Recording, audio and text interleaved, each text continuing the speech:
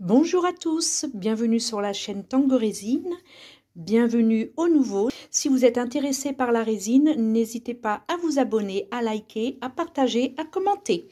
Alors aujourd'hui, nous allons parler principalement de différents colorants à mettre dans la résine. Donc vous allez apprendre les colorants poudre, les alcools, les fluides et les liquides. À tout de suite.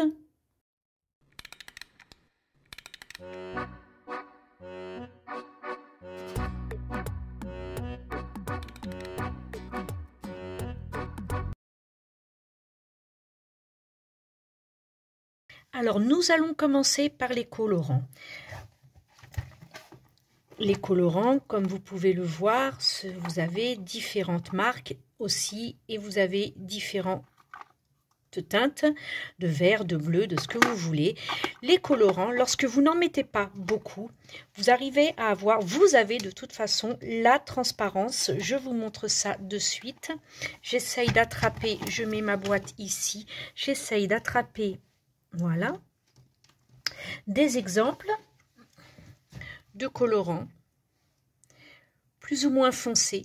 Donc vous pouvez avoir plus clair, plus foncé, selon le nombre de gouttes que vous mettez.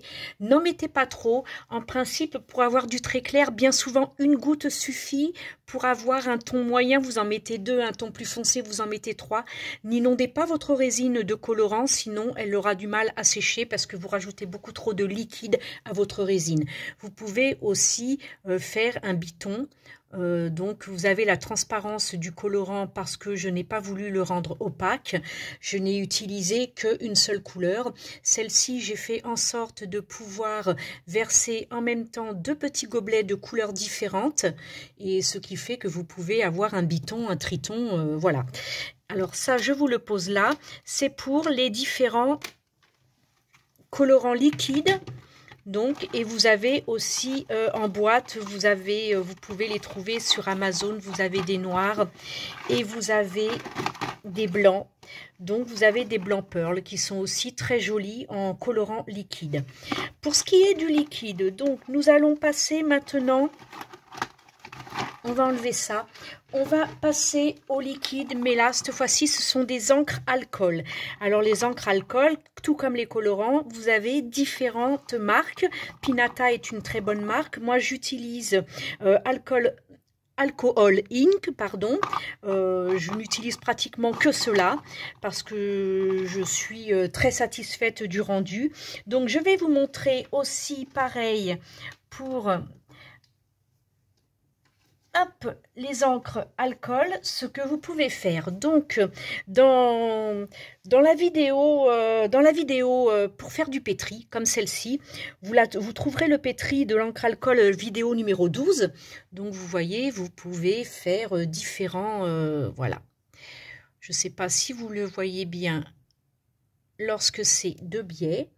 Vous pouvez plus ou moins le foncer avec du blanc. Le pétri, évidemment, on utilise toujours du blanc pour faire descendre la couleur puisque l'encre alcool ne se mélange pas.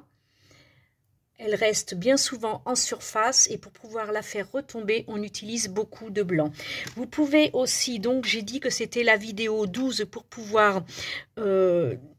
voir le pétri, et sinon vous avez sur la vidéo 73, vous avez comment faire une géode par exemple avec un mélange de différents entre alcools sans devoir passer par le pétri. Alors vous voyez les encres alcool, faites très attention parce que c'est vrai qu'on a du mal à les différencier, donc toujours dans une boîte à part les encres alcool et les colorants, toujours à part afin de ne pas vous tromper, sinon votre création est foutue, ce serait vraiment dommage. Donc vous avez toujours de préciser Alcohol Ink sur vos bouteilles. Voilà, ça c'était pour les liquides. On passe maintenant aux fluides. Vous avez aussi les encres, les fluides, les colorants fluides. Donc ce sont des pigments de chez PBO, ils sont très très bien. Faites attention parce qu'ils sont quand même relativement gras. De toute façon, on ne travaille qu'avec des gants, donc n'oubliez jamais de mettre vos gants en nitrile, votre masque de protection, vos lunettes de protection et de vieilles tenues qui ne craignent plus rien en cas de mauvais mouvements et que ça tombe et que ça coule. Alors ça, c'est les pigments fluides de chez PBO. Vous avez différents, vous avez où c'est opaque, où c'est semi-opaque, où c'est transparent. C'est bien indiqué sur le tube. Ça fait un petit peu, ça fait comme les colorants finalement, mais vous avez la différence opacité ou clarté sur le tube qui est bien indiquée. Maintenant, nous allons passer aux poudres. Alors les poudres, il y en a beaucoup, beaucoup, beaucoup. Vous pouvez trouver aussi donc chez Resinpo les poudres Sahara. Ce sont des poudres pigments qui sont métallisées. Donc ça vous laissera toujours un brillant, un satiné. Donc vous en avez de différentes couleurs. Ça fait de très belles créations. Je pense que j'ai ça en vidéo sur un jeu de dominos. Comme je vous le dis, je vous mettrai les numéros de vidéo pour que vous puissiez voir le résultat. Vous avez aussi donc des poudres toujours métallisées, des pigments donc de différentes teintes. Donc on va du doré le plus jaune au doré le plus ancien, le doré antique, comme on va sur l'argent couleur alu, couleur silver. Donc vous avez aussi ça de chez Let's Resin. Là on est chez du Resin Pro, là on est chez du Let's Resin. Ici vous avez aussi chez Let's Resin un pigment qui fait donc de l'or, qui fait office de quand vous voulez faire un marbré. C'est une couleur magnifique, c'est un or qui est très très beau. Voilà, il est ni jaune, ni orangé, ni toque, parce qu'il y a des couleurs or qui font vraiment toque. Celui-ci est vraiment super beau, aussi de chez Let's Resin. Vous avez donc plusieurs façons de faire vos propres poudres de pigments. Lorsque vous avez des fards à paupières que vous n'utilisez plus, des fonds, eh bien écoutez, gardez ces petits pots ou mettez dans un autre contenant. Ça, ce sont des petits pots où j'avais de différentes couleurs de feuilles d'or, hein, de toutes les couleurs. Je les ai gardés nettoyés et je les utilise pour justement des anciens, voilà, des anciens fards à paupières qui ne me servent plus, donc je les utilise pour pigmenter ma résine aussi. Vous pouvez avec ces petits pots les remplir de ces poudres Sahara, parce que c'est vraiment pas pratique pour pouvoir travailler ces poudres. Voilà, c'est dans un tube, vous avez juste un trou au centre et c'est vraiment pas pratique du tout. Donc vous les transvasez dans un petit flacon, et ce qui vous permet, une petite boîte, ce qui vous permet de travailler plus facilement avec votre pinceau pour colorer votre moule. Vous avez aussi donc, donc il y a des fards à paupières dedans. Vous avez aussi du Resin Pro parce qu'il y a de la poudre de Sahara dans certaines. Vous avez aussi ici, je les reçois en sachet. Je commande aussi du pigment, la poudre de pigment donc de très haute qualité chez DSS. Donc là, c'est resté en sachet parce que je m'en sers un petit peu moins du Black Pearl et du Black White, le blanc métallisé. Mais ce que j'utilise beaucoup, je le mets aussi dans des pots, donc des anciens pots. Ça, c'est aussi un ancien pot de crème visage, donc je l'ai mis dedans. J'ai découpé évidemment le gramme, la référence, parce que si j'ai besoin de nouveau de l'utiliser, vous voyez, on met ses références. Voilà, c'est de chez DSS aussi. Ce sont de très très bons pigments. Voilà, le métallisé est superbe, le silver est superbe.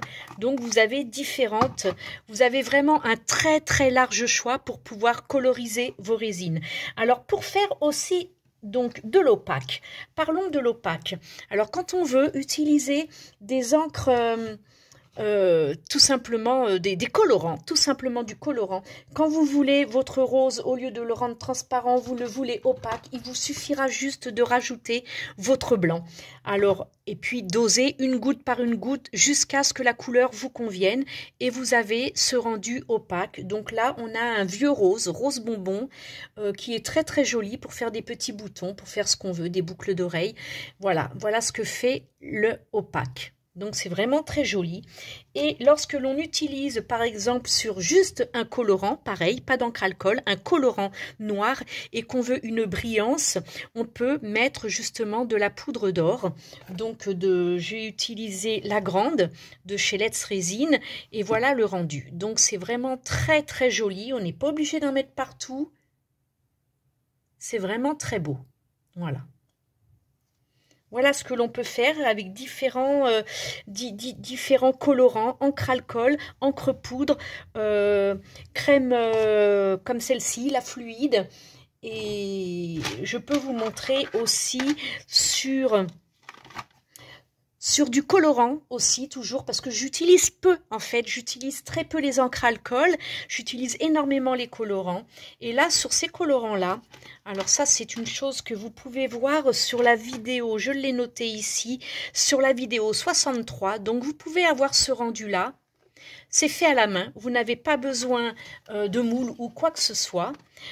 Pour avoir ce rendu-là, il vous suffit de mettre sur du papier cuisson une goutte de rouge, une goutte de vert, une goutte de bleu, une goutte de jaune, une goutte d'or, en fait, ce que vous voulez. Une fois que les gouttes sont caoutchouteuses, vous les ramassez, vous les mélangez, vous les malaxez, voilà, comme si vous aviez un pain de farine. Et vous avez la vidéo 63, vous allez voir, c'est superbe à faire. On fait de super beaux bijoux. Vous verrez la vignette de la vidéo représente justement les bijoux que j'ai pu faire avec ça. Vous allez vous régaler. Voilà, c'était relativement long, mais c'était surtout pour vous expliquer les différentes encres alcool, encre colorant, colorant en poudre, colorant en crème. Et puis voilà.